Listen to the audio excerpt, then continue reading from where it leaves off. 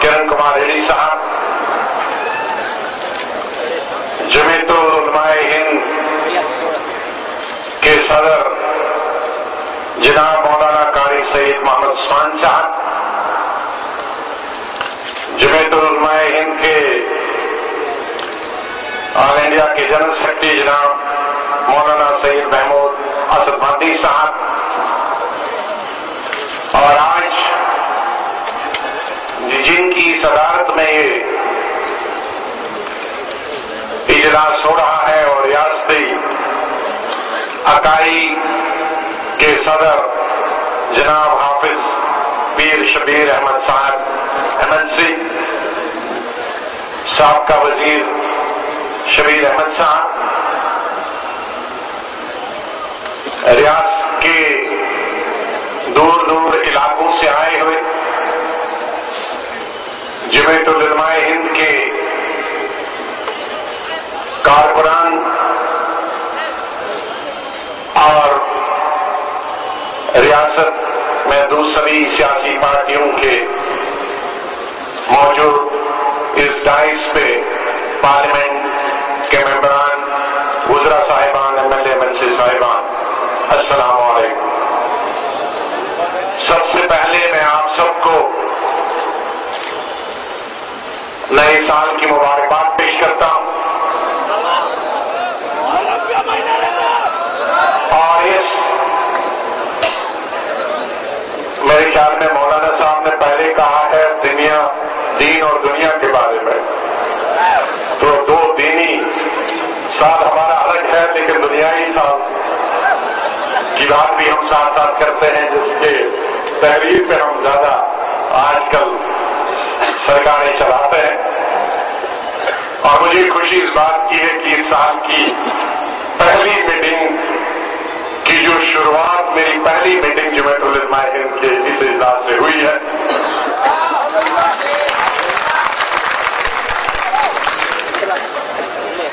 हमारे बुजुर्गों ने यहां जो मौजूद है,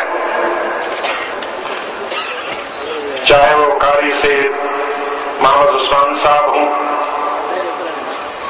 या हाफिज पीर शबीर साहब हों या सैयद महमूद असद महदी साहब हों, उन्होंने तफसील से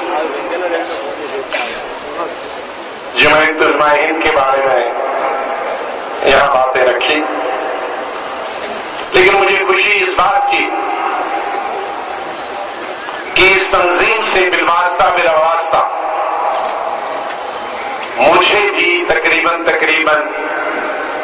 33-34 वर्ष किसी न किसी स्टेज पे अपनी बात करने का मौका मिला, और वो बुजुर्ग जो बानी रहे इस तंजीम के बहुत अरसे तक,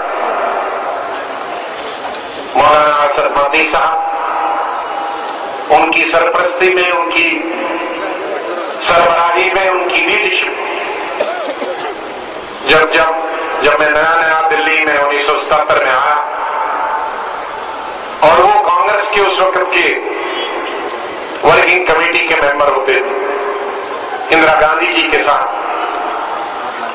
तो जहां मेरा वास्ता कांग्रेस के दूसरे लीडरों से पड़ा, वहां हजरत असद महदी साहब से भी पड़ा, और कई दफा इस तरह के इजलासों में और कई दफा कांग्रेस की पब्लिक मीटिंग में उनके साथ जाने का मौका मुझे मिला, मुझे शर्फ हासिल हुआ। अल्लाह ताला उन्हें जन्नत नसीब फरमाए और इस तंजीम जो न सिर्फ उन्होंने बल्कि उनके बुजुर्गों जिस तरह से इस तंजीम को जिंदा रखा, मजबूत किया और मुसलमानों की खिदमत की, मैं उम्मीद करता हूं कि हमारे मौजूदा सदर और दूसरे जो लीडरान अपनी बुजुर्गों की तरह से इस तंजीम को मजबूत करते रहे। यूं तो यहां जिक्र हुआ 1919 का, जब जमीयतुल उलमा हिंद का वजूद अमल में आया, लेकिन मैं वजीर आला से कह रहा था कि शुरुआत 1919 से नहीं होती, बल्कि ये तंजीम एक विरासत है 18वीं सदी की। 18वीं सदी में जनाब शाह वलीउल्लाह की सरबराही में अंग्रेजों को चैलेंज किया गया। उन्होंने फरमाया कि अब ज्यादा देर तक हिंदुस्तान बैरूनी हुकूमत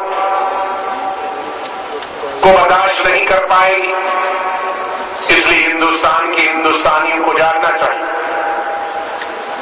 और उनकी वजह से बहुत सारे मौलाना हमारे मुल्क आगे बढ़े, अलग अलग तरीके इस्तेमाल किए, और खास तौर से 1808 से लेकर 1915 तक 100 साल से ज्यादा देर हिंदुस्तान के मौलानाओं ने अलग अलग तरीकों से मुतहिद होकर अंग्रेजों के भगाने के लिए अलग अलग तरीके अपनाए, जिसमें तशद्दुद भी था। उस वक्त 1808 में कांग्रेस अभी वजूद में नहीं आई, बल्कि उस वक्त अभी गदर भी नहीं हुआ। तो उस वक्त हिंदुस्तान के मौलानाओं ने अंग्रेजों के खिलाफ जिहाद छोड़ दिया, शुरू किया, और बहुत सारे मौलाना हिंदुस्तान गिरफ्तार हो गए, उनको नजरबंद किया गया। और फिर 1857 का वक्त आया जब गदर, उस वक्त हिंदुस्तान के मुसलमान अंग्रेजों में तिनके की तरह उनकी आंखों में खटकते थे, और जहां पूरे मुल्क 2 लाख के करीब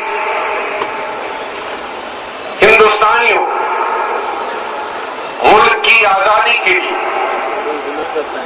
जद्दोजहद करते थे, 1957 के गदर में मारे गए उनमें से 51,200 सिर्फ मौलाना ही, और सिर्फ दिल्ली के ही तकरीबन 500 मौलाना थे जिन्हें मौत के घाट उतारा गया। ये उसके बाद की बात, कई 100 साल 150 साल के बाद, कि जब मुसलमानों ने सोचा कि अब ये तशद्दुद से अंग्रेज को हटाया नहीं जा सकता, तो आदमी तशद्दुद का रास्ता अपनाना चाहिए। और उस दौरान गांधी जी भी आगे बढ़ चुके थे और अंदर तशद्दुद की बात शुरू हो गई थी। तो तब 1919 में जमीयत उलमा हिंद का वजूद अमल में आया। लेकिन जैसे मैंने कहा कि 18वीं सदी से शाह वलीउल्लाह ने जब शुरुआत की, ये उसी की एक विरासत है, उसी का एक बेड़ा है, जो आगे चलते चलते जमीयत उलमा हिंद में तब्दील 1919 में हुआ। और 1919 से लेकर आज तक जो हुआ वो किसी से छुपा नहीं। छुपा अगर है तो हमारी किताबों में छुपा, छुपा अगर है तो हमारे दिलों में छुपा है, हमारी तहरीर में छुपा है कि इसको तारीख में वो मकाम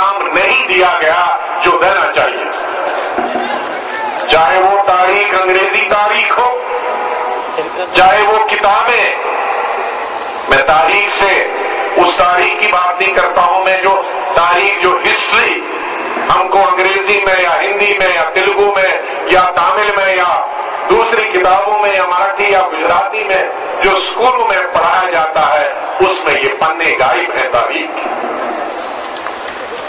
لیکن تاریخ صرف اسکولوں میں پڑھنے اور پڑھانے سے ہی نہیں ہوتی، تاریخ کبھی ختم نہیں ہوتی۔ ہاں، فرق اتنا پڑتا کہ آج ہمارے ملک میں بدقسمتی سے جو اب ایک دوسرے کے بیچ میں تناؤ، جو ہندو اور مسلمان کے بیچ میں تناؤ یا تناؤ پیش کرنے کی کوشش کی جاتی ہے، اگرچہ یہ تعلیم اسکولوں میں دی گئی ہوتی اور سبھی نے وہ تعلیم حاصل کی ہوتی تو ہندوستان کے ہر فرد کو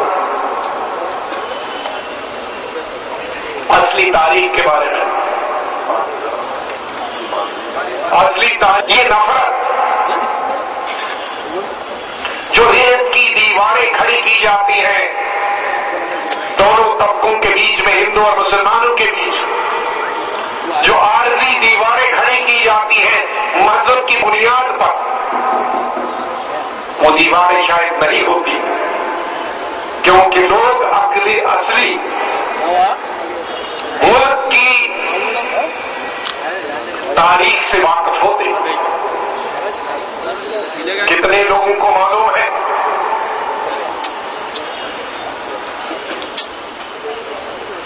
کہ نان کوآپریشن کی بہت سارے لوگوں کو معلوم ہے، مجھ سے کوئی کٹر کانگریسی نہیں ہے، اور اس میں میں فخر سمجھتا ہوں کہ ہندوستان کی وہ تنظیم ہے، ایک سیکولر تنظیم ہے، اور ہندوستان کو آزادی دلانے میں کانگریس کا بہت بڑا حصہ رہا۔ لیکن میں اس کے ساتھ ساتھ جمعیت العلماء ہند کو بھی کم نہیں سمجھتا ہوں۔ ہمارے ملک کی کانگریس مہاتما گاندھی، پنڈت جواہر لال نہرو، مولانا آزاد، سردار پٹیل کی سربراہی میں انگریزوں کے ساتھ نان کوآپریشن کی بات کی، تو اس سے پہلے ہی جمعیت علماء ہند نے الہ آباد کے سیشن میں 31 اگست 1920 کو یہ نان کوآپریشن کا اعلان پہلے ہی کر دیا۔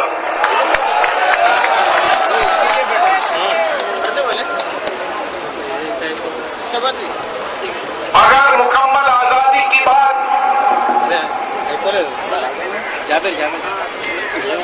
کانگریس کی سرپرستی میں 1940 کے دشک میں کانگریس نے آزادی کی، مکمل آزادی کی بات کی، تو مولانا سید حسین احمد مدنی کی صدارت میں جولائی 1924 میں 23 سال پہلے یہ جمعیت العلماء ہند نے مکمل آزادی کی بات کی۔ نعرہ تکبیر، نعرہ تکبیر، جمعیت علماء ہند، شیخ الاسلام مولانا حسین احمد مدنی۔ کانگریس نے اگر سائمن کمیشن کا بائیکاٹ کیا تو جمعیت العلماء ہند نے اس سے پہلے اس کا بائیکاٹ کیا۔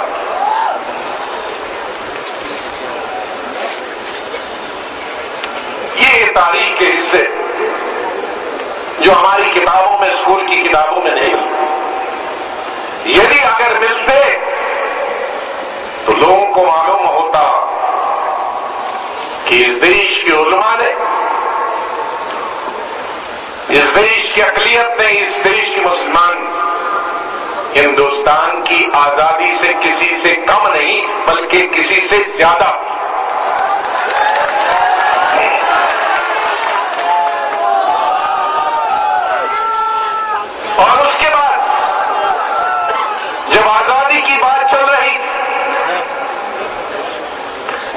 से हमारे हिंदू भाइयों में भी दो धड़, दो हिस्से। एक कांग्रेस की सरपरस्ती में महात्मा गांधी, पंडित नेहरू, मौलाना आजाद और सरदार पटेल की सरपरस्ती में सेकुलर हिंदुस्तान, एक जमहूरी हिंदुस्तान की बात कर रही। वहां हिंदू महासभा एक तबके, एक फिरके की बात कर रही। उसी तरह से मुसलमानों में भी दो धड़, एक तरफ से जिन्ना साहब की सरपरस्ती में अलग मुल्क मुसलमानों के लिए बात हो रही थी, मुस्लिम लीग की लीडरशिप है। लेकिन दूसरी तरफ जमात उलमाए हिंद की सरबराही में एक हिंदुस्तान की बात हो रही थी। नारे तकबीर, नारे तकबीर, जमात उलमाए हिंद, जमात उलमाए हिंद। ये मौलाना सईद हुसैन अहमद मदनी साहब, मौलाना महमूद मदनी साहब के मरहूम दादा साहब, उन्होंने ये थ्योरी दी कि ये जरूरी नहीं है कि एक मुल्क में सिर्फ एक ही धर्म के लोग रह सकते हैं। एक मुल्क में कई धर्मों के लोग रह सकते हैं और सब अपने आप को हिंदुस्तानी कहता है। और सिर्फ हकीकत आप अमेरिका में देखिए, काले भी हैं, गोरे भी, अलग अलग क्रिश्चियन भी है, दूसरे मजहब के। दुनिया में कई ऐसे मज़ाहिब देश हैं दुनिया जिनमें अलग अलग मजहबों के हैं, लेकिन मुल्क के लिए सब एक। ये उन्होंने कहा कि ये कहां हो सकता है कि मुसलमानों के लिए अलग मुल्क हो और हिंदू के लिए अलग। ये श्रेय जाता है जमात उलमाए हिंद को। मौलाना आजाद तो इस हक के थे ही, लेकिन वो तो कांग्रेस की तरफ से बोल रहे थे। लेकिन मुसलमानों की तरफ से कांग्रेस तंजीम से बाहर ये जमात उलमाए हिंद थे, जो बंटवारे के खिलाफ थी, जो जिन्ना की टू नेशन थ्योरी के खिलाफ।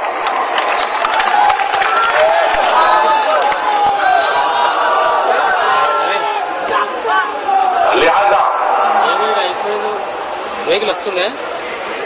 आज अगर मुझे अफसोस होता और बुरा भी लगता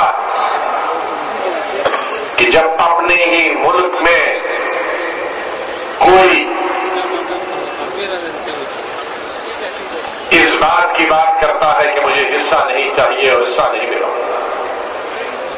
या मुझे रिजर्वेशन दी, ये नौबत आनी नहीं चाहिए। ये तो ऐसा हुआ कि अपने बाप से उसके 5 बच्चे हैं और एक बेटा कहेगा मेरा हिस्सा दे दो। ये तो बाप का खुद फर्ज है उसको हिस्सा देना, बराबर बांटना।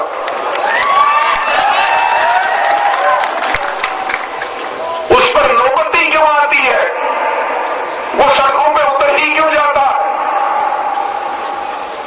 क्योंकि इसकी तरफ हमने ध्यान नहीं दिया। इसलिए अगर मुसलमान रिजर्वेशन मांगता है तो आपके अपने बाप और मां की जायदाद से हिस्सा मांगता है, वो किसी पराये से नहीं मांगता। ये जमीन, ये धरती उसकी मां, हिंदुस्तान उसकी मां।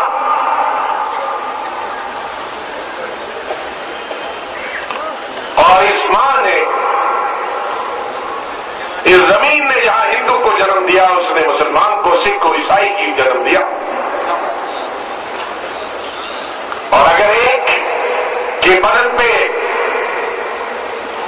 जरूरत से ज्यादा कपड़े हैं तो कम से कम दूसरे भाई में जरूरत के मुताबिक कपड़े तो लगाने के लिए हो। अगर एक भाई के पास जरूरत से ज्यादा खाने को है तो कम दूसरा भाई फाका तो नहीं रहे, भूखा तो नहीं रहे, ये फर्ज है। इसलिए किसी को शर्मिंदा होने की जरूरत नहीं कि हम क्यों हिस्सा मांगें। हिस्सा मांगना, जिस तरह से जुल्म करना सबसे बड़ा गुनाह है, जुल्म सहना भी उतना ही सबसे बड़ा गुनाह है। किसी का खाना बहुत बड़ा गुनाह है, लेकिन किसी को अपना खाना देना भी उतना बड़े गुनाह है। किसी का हिस्सा मत खाओ, अल्लाह माफ नहीं करेगा, लेकिन अपना हिस्सा भी किसी को खाने में मत दे दो, वो भी अल्लाह माफ नहीं करेगा। इसलिए आप उस तंजीम से ताल्लुक रखते हैं जिसने 18वीं सदी से लेकर आज 21वीं सदी तक 300 सदियां गुजर गई अपने मुल्क के लिए, हिंदुस्तान की सलामती के लिए, हिंदुस्तान की आजादी के लिए, हिंदुस्तान की यकजहती के लिए काम किया है। और आज भी उन ताकतों से डट के मुकाबला करते हैं जो हिंदुस्तान की जड़ों को कमजोर करना चाहते हैं, अपने जाती अगराज के लिए, अपनी सियासी मुफादात के लिए। और ये हम सब का फर्ज है। ये तमाम चीजें फर्ज हैं, तो हम घूमते घूमते मौलाना साहब कल हर स्टेज में जाएंगे कि मैंने 30 रोजे रखे, मैं 5 वक्त नमाज पढ़ता हूं, तो मैं नहीं समझता हूं कि कोई मौलाना करता होगा। ये तो फर्ज की बात है, अपनी फर्ज की बात है। बल्कि फर्ज तो यह है कि फर्ज अदा नहीं हुआ। तो इसलिए जब तक वो फर्ज अदा नहीं होता है पूरी तरह से, तब तक हम सबको जहां भी मौका मिले अपनी अपनी बात सरकार के सामने रखनी चाहिए। मुझे खुशी है कि थोड़ा सी खिदमत करने का मुझे भी मौका मिला आंध्र प्रदेश। 2003 और 2004 में मैं यहां जनरल सेक्रेटरी इंचार्ज था। 3 चीजों, बहुत सारी चीजें रियासती कांग्रेस ने लोगों से वादे किए थे, लेकिन 3 चीजें मेरी तरफ से वादा हुई थी। एक, मुसलमानों के लिए रिजर्वेशन 5%, दूसरा काउंसिल का दोबारा वजूद में लाना।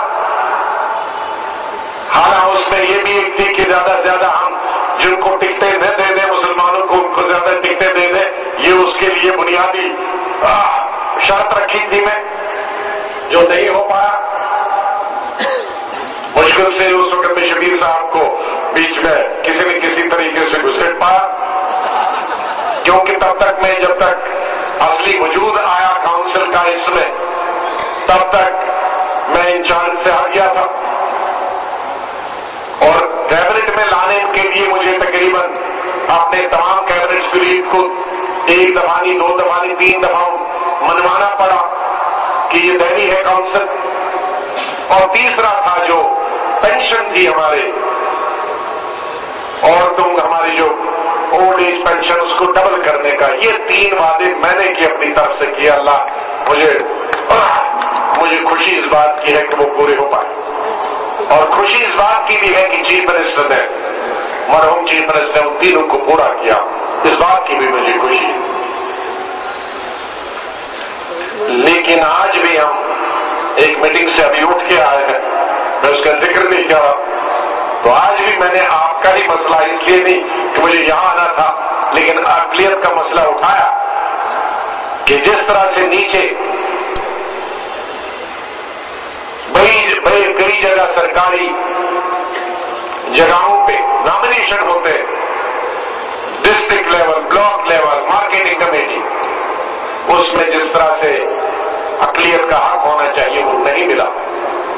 और मुझे पूरा विश्वास कि किरण कुमार रेड्डी जी जो बहुत अच्छी उर्दू बोलते हैं, ये यहां माइक के सामने कुछ उर्दू में गड़बड़ाहट कर दी, लेकिन जब मेरे सामने बोलते हैं तो बिल्कुल बहुत दक्कनी, लखनवी, दिल्ली और कश्मीरी उर्दू चारों का बोलते हैं।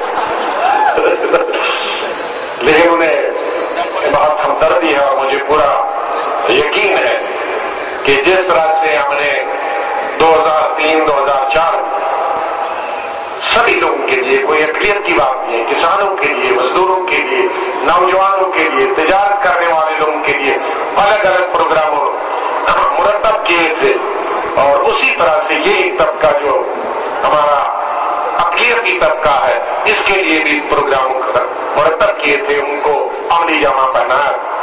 आज की दफा भी चीफ मिनिस्टर उनके साथियों के साथ जहां पूरी रियासत के नौजवानों के लिए, किसानों के लिए, मजदूरों के लिए, दलितों के लिए, बैकवर्ड्स के लिए, हमारी जो बहनें हैं उनके लिए प्रोग्राम मुरतब कर रहे हैं, उसमें जरूर हम ये देखेंगे कि अकलियत का जो भी हिस्सा जहां भी बनता है वो जरूर होने मिले।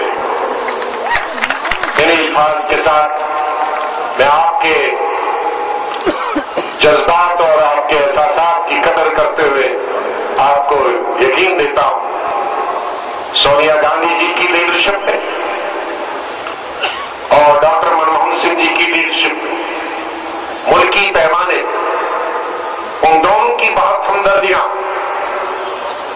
महमूद साहब ने तो फरमाया कि रिजर्वेशन के बारे में, लेकिन जितनी भी हुई वो उनकी मुसलसल कोशिशों की वजह से हुई, सोनिया गांधी जी और वजीर आजम की वजह से। जिस तरह के हालात आज हैं उनमें उतना करने को भी लोग नहीं मानते। मैं उनका भी मशकूर, मुझे पूरा यकीन है उनकी लीडरशिप में, उनकी मुसलसल लीडरशिप में और उनकी सरबराही में, और यहां चीफ मिनिस्टर की सरबराही में पूरे मुल्क और रियासत में हम सभी तबकों और खास तौर से अकलियती तबकों के मुसलमानों की जो जज्बात है उनकी कदर करते हुए उनका जो हिस्सा है वो पूरा दे देंगे। इन अल्फाज के साथ आपका बहुत बहुत शुक्रिया। और मोहतरम सदर साहब का, उन्होंने मुझे यहाँ आने के लिए जो दावत दी और मुझे अपने चंद अल्फाज कहने का आपके सामने मौका मिला, बहुत बहुत शुक्रिया। खुदा हाफिज़। श्रावण इंशाल्लाह भी दुआ होगी, तशरीफ रखें। हजरत अमीरुल हिंद इंशाल्लाह दुआ फरमाएं।